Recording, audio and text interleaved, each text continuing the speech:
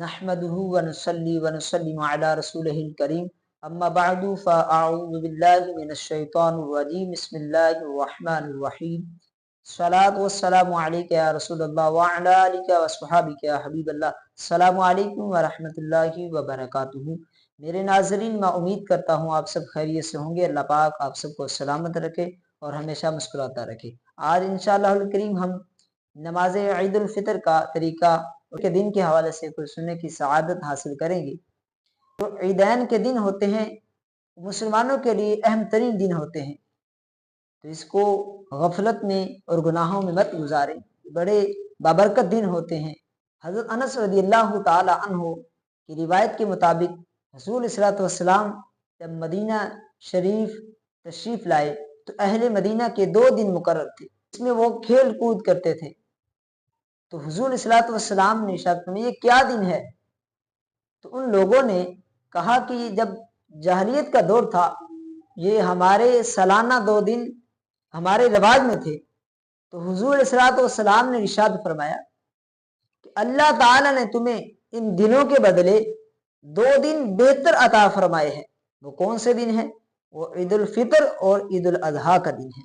جب اللہ تعالیٰ نے ہمیں یہ بہترین دن عطا فرمائے ہیں ہمیں ضائع نہیں کرنا چاہیے.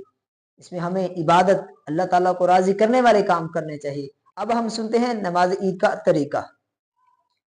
سب سے پہلے نیت اس طرح کیجئے کہ میں نیت کرتا ہوں نماز عید الفطر کی 7-6 زائد تکبیروں کے واسطے اللہ تعالیٰ کے پیچھے اس امام کے.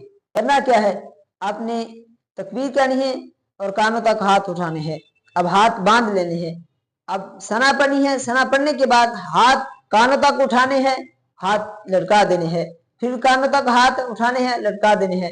اسی طرح تیسری مرتبہ کانوں تک ہاتھ اٹھا کر ناک کے نیچے باندھ لینے ہیں. پھر قرات کرنی ہے، یعنی امام قرات کرے گا بلند آواز سے، اور مقتدیوں کا سننا واجب ہے اور خاموشی کے ساتھ مقتدی قرات سنیں گے. یعنی امام سورہ فاتحہ اور سورہ فاتحہ کے بعد سود ملائے گا.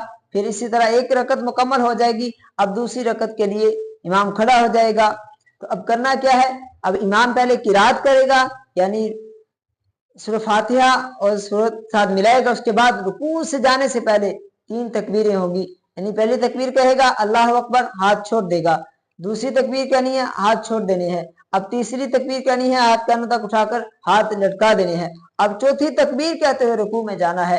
اسی طرح ہم نے نماز عید الفطر ادا کرنی ہے. اللہ تعالیٰ کی بارگاہ میں دعا ہے کہ ہم سب کو نیک اعمال کرنے کی توفیق عطا فرمائے اور صحیح طریقے کے ساتھ نماز عید الفطر ادا کرنے کی توفیق عطا فرمائے. آمین بجاہ خاتم النبی الامین صلی اللہ تعالی علیہ وآلہ وسلم.